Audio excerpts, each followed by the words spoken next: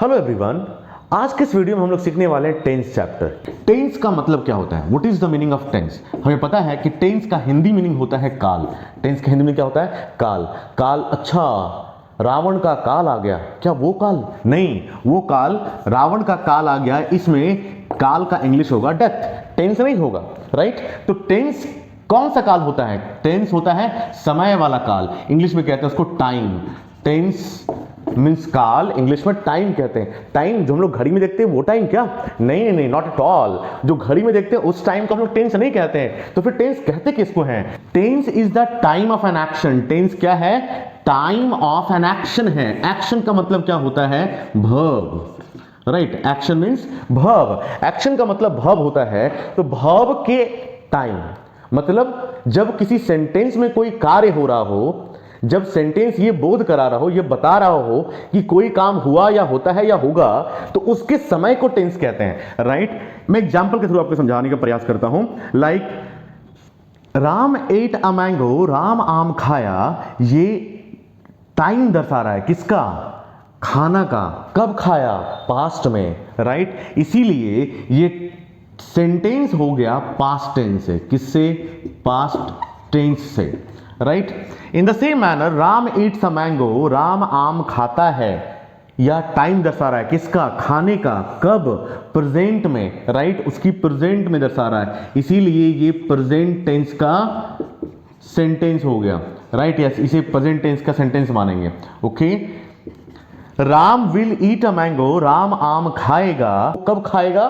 Future में खाएगा, अभी खाया नहीं है, खाता नहीं है, खाएगा फ्यूचर में। तो this shows the time of future, right? इसीलिए ये सेंटेंस क्या हो जाएगा? फ्यूचर टेंस का सेंटेंस हो जाएगा, राइट? तो आपको ये समझ में आ रहा है कि हम टेंस को शो करने के लिए, अलग अलग टेंसेस को शो करने के लिए डिफरेंट फॉर्म्स ऑफ वर्ब्स का यूज कर रहे हैं। क्या यूज कर रहे हैं? डिफरेंट फॉर्म्स ऑफ वर्ब्स का, राइट? यहां पे एट V2 का यूज कर रहे हैं, यहां पे ईट्स V5 का यूज कर रहे हैं, यहां पर ईट V1 का यूज कर रहे हैं, राइट? V1 का। अगर आप वर्ब चैप्टर का अलग अलग फॉर्म्स का वीडियो आपने नहीं देखा है तो उसका लिंक आपको इस वीडियो के डिस्क्रिप्शन में मिल जाएगा। वहां से जाकर के आप वर्ब के इंपॉर्टेंस और वर्ब के अलग अलग फॉर्म्स, ये दोनों वीडियोस देख सकते हैं। दोनों का लिंक इस वीडियो के डिस्क्रिप्शन में डाला हुआ है, जहां पे आप सीख सकते हैं कि वर्ब के अलग अलग कितने फॉर्म्स होते हैं और उन वर्ब्स के फॉर्म्स बनते कैसे हैं, राइट? तो हम अलग अलग forms of verb, different forms of verb use कर रहे हैं टाइम ऑफ एक्शन को दर्शाने के लिए, right? So to express or show the time of an action, we use different forms of a verb, right? And that is called tense. That is called tense. So tense is what? Tense is the time of an action, right? आपको example से समझ में आ गया, right? आपको ये तीनों example से समझ में आ गया कि टेंस कितने प्रकार के होते हैं? 3 प्रकार के। Number 1 past tense, number 2 present tense, number 3 future tense. So number 1 will come past tense, and number 2 present tense, and number 3 future tense, right? आप अलग अलग बुक्स में पढ़ोगे कि पहला वहां लिखा हुआ है प्रेजेंट टेंस। क्या लिखा हुआ है? Present tense. लेकिन हम पहले प्रेजेंट टेंस नहीं पढ़ेंगे, हम प्रेजेंट को पहला टेंस नहीं मानते। क्यों नहीं मानते? तो ध्यान देना, पास्ट टेंस, पास्ट टेंस आपके दादाजी या आपके परदादाजी, राइट, वो हो गए पास्ट, राइट?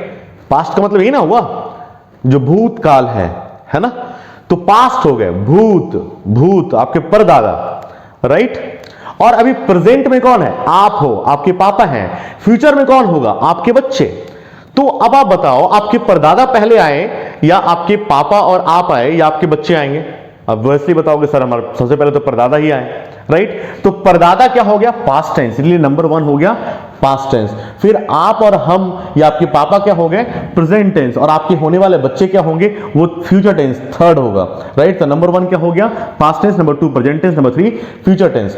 और बहुत ही मजेदार बात यह है कि इन तीनों ही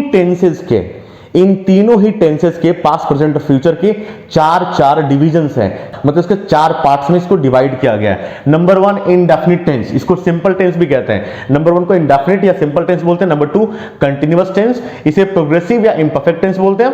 number 3 perfect tense, and number 4 perfect continuous tense, right? अब ध्यान देना, इन तीनों के 4 होते हैं, मतलब पास्ट टेंस के भी 4 होंगे, प्रेजेंट के भी 4 होंगे, फ्यूचर के भी 4 होंगे, राइट। अगर आपको पास्ट के लिखने हैं तो क्या करना, बस इसके पहले केवल पास्ट लगा देना, पास्ट इंडेफिनिट टेंस, दूसरा पास्ट कंटिन्यूअस टेंस, तीसरा पास्ट परफेक्ट टेंस, चौथा past perfect continuous tense, right. अब अगर प्रेजेंट करना है तो क्या करोगे, यहां प्रेजेंट लगा देना, present indefinite tense, present continuous tense, present perfect tense, present perfect continuous tense. इसी तरह से फ्यूचर का भी लिख लोगे, तो है ना बहुत इजी, राइट। आप बहुत इजीली याद कर सकते हैं कि बस ये 4 टेंस याद कर लिया और इसके पहले केवल हम पास्ट, प्रेजेंट या फ्यूचर बैठा दिया तो हमारे पास 12 के 12 टेंसेस याद हो गए, राइट। कितने टेंसेस हो गए, 12 टेंसेस हो गए। कितने टेंसेस हो गए, 12। बस केवल इस पे फिट कर देना आपको, है ना। अब मैं और समझा दूं आपको, इनडेफिनिट टेंस में क्या पढ़ते हैं। इनडेफिनिट का मतलब हुआ अनिश्चित, डेफिनिट का मतलब हुआ निश्चित, इनडेफिनिट का मतलब हुआ अनिश्चित। तो जिस सेंटेंस में वर्ब का समय अनिश्चित हो उसे इंडेफिनिट टेंस कहते हैं, मतलब समय हमें पता नहीं हो, तब क्या बोलोगे, अनिश्चित बोलोगे, right. Continuous tense, continuous tense में भी समय अनिश्चित होता है, लेकिन हमें यह पता होता है कि कार्य अभी चालू है, कार्य निरंतर चल रहा है, राइट। तो वहां पे कंटिन्यूअस टेंस यूज करते हैं। परफेक्ट, परफेक्ट का मतलब हुआ पूर्ण, तो परफेक्ट टेंस का मतलब हुआ पूर्ण काल, है ना। मतलब वैसे एक्शन, वैसे कार्य जो पूरे हो चुके हैं या पूरे हो गए, उसे शो करने के लिए आप परफेक्ट टेंस में सेंटेंस लिखोगे, है ना। अगला है परफेक्ट कंटिन्यूअस टेंस। जैसे आपको नाम से समझ में आ रहा है, पूर्ण और कंटिन्यूअस में जारी भी है। एक ऐसा टेंस जो वैसे एक्शन को दर्शाता है जो खत्म भी हुआ और अभी जारी भी है। तो लाइक मैं 4 सालों से अंग्रेजी पढ़ा रहा हूं, तो मैं अंग्रेजी पढ़ा रहा हूं, आई हैव बीन टीचिंग, है ना। मैं अंग्रेजी पढ़ा रहा हूं, मतलब मैं, ऐसा नहीं है कि काम खत्म नहीं हुआ, जरूर खत्म हुआ है, लेकिन खत्म हुआ और फिर चालू हो गया, फिर खत्म हुआ फिर चालू हुआ, फिर खत्म हुआ फिर चालू हुआ, निरंतर चल रहा है, निरंतर चल रहा है एक समय से, राइट। तो एक समय से निरंतर चल रहा है, ये शो करने के लिए हम परफेक्ट कंटिन्यूअस टेंस को शो करेंगे, राइट। इन 12 टेंसेस को आप देख सकते हैं।